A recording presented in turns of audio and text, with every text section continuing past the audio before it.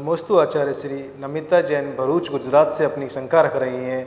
5वें आवश्यक कायोत्सर्ग का क्या फल है, कृपया उनकी शंका का समाधान कीजिए। कायोत्सर्ग ये बहुत ही अच्छा शब्द है और इस शब्द का उपयोग सिर्फ भगवान महावीर स्वामी ने किया है। ये जैन धर्म में ही शब्द प्राप्त होता है। कायोत्सर्ग, इसको संधि विच्छेद करें तो काय प्लस उत्सर्ग, काय को छोड़ना। यहाँ पर गहन अर्थ है। शरीर को छोड़ने का मतलब है शरीर से ममत्व भाव छोड़ना, शरीर से राग भाव, प्रेम भाव, जो लगाव है उसको अपने को हटाना और आत्मा में स्थित हो जाना, इसका नाम कायोत्सर्ग है। और इस कायोत्सर्ग का तो फल जो है साक्षात मोक्ष है। यदि कोई अंतर मुहूर्त तक इस कायोत्सर्ग को कर ले जो, और अपनी आत्मा को एक ही द्रव्य में स्थित कर ले, तो उसे मोक्ष हो सकता है। देखिए, अंतर मुहूर्त का सबसे छोटा कायोत्सर्ग होता है और 12 महीना मतलब 1 वर्ष का सबसे बड़ा जो है कायोत्सर्ग होता है। यदि इस कायोत्सर्ग के काल में आत्मा किसी एक भी पदार्थ द्रव्य में या अपने आप में केंद्रित हो जाती है, तो उसी समय इस जीव को केवल ज्ञान की प्राप्ति हो सकती है। ये कायोत्सर्ग का फल है। कायोत्सर्ग के फल से ही, कायोत्सर्ग के माध्यम से ही ध्यान में जाया जा सकता है। क्योंकि आप जब देखेंगे अंतरंग तप है, अंतरंग तप में एक 5वां नंबर का विसर्ग तप है, जैसे कायोत्सर्ग कहते हैं। और उसके बाद जो 6वां नंबर तप है वह ध्यान है। ध्यान की स्थिति बिना कायोत्सर्ग के बन नहीं सकती है। इस बात को ध्यान रखना। इसलिए जब हम प्राणायाम आदि करते हैं, प्रत्याहार करते हैं, धारणा करते हैं, तो उसके बाद हमें कायोत्सर्ग में जरूर जाना चाहिए। अपने शरीर के प्रति ममत्व भाव को हटाना चाहिए, प्रेम भाव को हटाना चाहिए, और उसके बाद शरीर से भी अनटच होकर के आत्मा में स्थित हो जाना चाहिए। वो ध्यान कहलाता है। तो कायोत्सर्ग का फल ध्यान है और ध्यान का फल जो है वो मोक्ष है। नमोस्तु आचार्य श्री भूपेंद्र जैन आष्टा मध्य प्रदेश से अपनी शंका रख रहे हैं कि प्रतिक्रमण में इच्छामि लभन्ते के पाठ से क्या प्रतिज्ञा की जाती है और क्यों की जाती है, कृपया शंका का समाधान कीजिए। प्रतिक्रमण इच्छामि भन्ते, परिक्रमामि इच्छामि भन्ते, इस प्रकार से जब हम प्रतिक्रमण पढ़ते हैं तो उसमें बोलते हैं इच्छामि भन्ते, हे भन्ते, हे भगवान, मैं इच्छा करता हूँ प्रतिक्रमण करने की।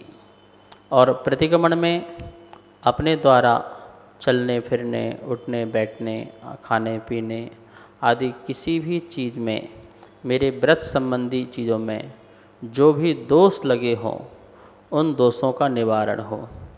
तो इसलिए हम प्रतिक्रमण किया करते हैं और उसमें इस प्रकार की भावना भाते हैं। प्रतिक्रमण करने के पूर्व हम परमात्मा को याद करते हैं, भगवान को नमस्कार करते हैं, और इसके बाद यह भाव रखते हैं कि हे प्रभु, मेरे प्रमाद में, मेरे आलस्य से किसी भी जीव की हिंसा हुई हो, मैंने झूठ बोला हो, चोरी की हो, कुशील सेवन किया हो, परिग्रह में आसक्त हुआ हो, क्रोध, मान, माया, लोभ आदि मैंने ये भाव रखे हों, मैं उन सब का तस्मिच्छामि दुक्कडम, तस्मिच्छामि दुक्कडम, अर्थात मेरे जो पाप हैं वो मिथ्या हों, ऐसी भावना से मैं प्रतिक्रमण किया करता हूँ। कैसे करता हूँ? भावों से करता हूँ, भक्ति से करता हूँ। और इसका जो फल है यही होता है कि आगामी काल में किसी भी प्रकार से मैं पाप ना करूं। ऐसा नहीं कि पाप करो प्रतिक्रमण करते जाओ, ये तो हमारी प्रतिक्रमण स्वीकृति है, लेकिन इसके माध्यम से हम भावना भाते हैं कि हम आगामी ना करें, जिसे हम पच्चाखान कहते हैं। प्रत्याख्यान, आगामी काल में पाप नहीं करूँगा ऐसा प्रतिज्ञा करना, ये प्रत्याख्यान है। और जो गलतियाँ हो गई हैं उनको दूर करना, ये प्रतिक्रमण है। तो इच्छामि भन्ते में हम सब यही कहते हैं कि मेरे चलने, उठने, बैठने में आदि किसी भी क्रिया में मन से वचन काय से कृत कारित अनुमोदना से कोई भी पाप हुआ हो तो वो मिथ्या हो। नमोस्तु आचार्य श्री सुरभि जैन इंदौर मध्य प्रदेश से अपनी शंका रख रही हैं कि जब कोई घटना जब कोई घटना होती है तब हम उसे बढ़ा चढ़ाकर बताते हैं, तो ऐसे करने पर हमें पाप कर्म का बंध होगा या पुण्य का क्षीण होगा। हमें शंका का समाधान कीजिए। किसी भी घटना को बढ़ा चढ़ा करके बताना और उसमें हमें क्या कर्मों का आश्रय होगा। देखिए, घटना को घटना रूप में बताना और उसमें बढ़ा चढ़ा करके बताने का मतलब आपका उद्देश्य क्या है, ये बहुत मायने रखता है। यदि आपका उद्देश्य घटना सुनाने में कुछ बढ़ा के बताने का है कि सामने वाला व्यक्ति के जीवन में परिवर्तन आए, सामने वाला जीवन भी इस घटना से प्रेरणा ले, तो आपका उद्देश्य सही है। लेकिन यदि आपका उद्देश्य उसको भय दिखाना है, डर दिखाना है या उसमें स्वामित्वपना रखना है आदि अनेक बातें हो सकती हैं, तो फिर वो आपका पाप का कर्म का बंध होगा कि हम इस घटने के माध्यम से उस व्यक्ति को दबा के रखना चाहते हैं, डरा के रखना चाहते हैं, तो ये सही नहीं है। घटना जैसे कि आदिनाथ भगवान की घटना है पंचकल्याणक संबंधी।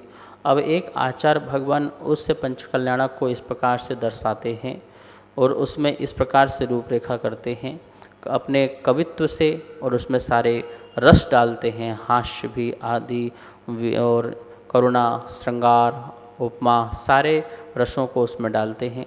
तो उनका उद्देश्य उस घटना को रोचक बनाना है और कहीं ना कहीं व्यक्ति आदिनाथ भगवान से परिचित हो जाए और अपने जीवन को ठीक करे और अच्छी सद्गति मिले, ये भावना होती है। लेकिन यदि मैं एक घटना ऐसी बनाऊं कि उसमें तुम्हारी रौद्रता दिखाई दे और वो घटने के माध्यम से सामने वाला व्यक्ति जो है भयभीत हो जाए अथवा संसार में ही फंस जाए, यदि उद्देश्य गलत है तो फिर वो घटना को हम बढ़ा चढ़ा के कहते हैं तो निश्चित ही पाप का बंध होता है, पुण्य क्षीण होता है।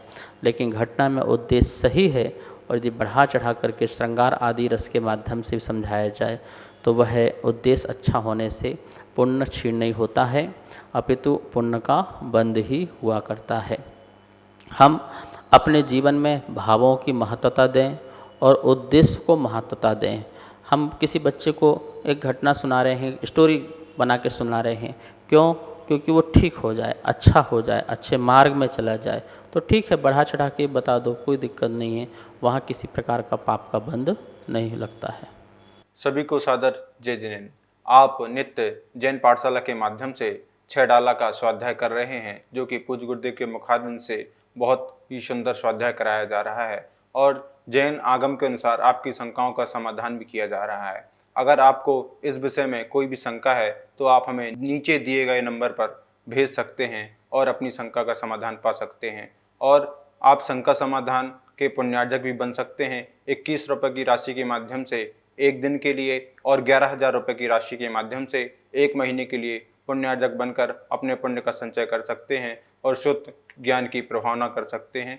सभी को सादर जय जिनेन्द्र। इस कार्यक्रम के पुण्यार्चक थे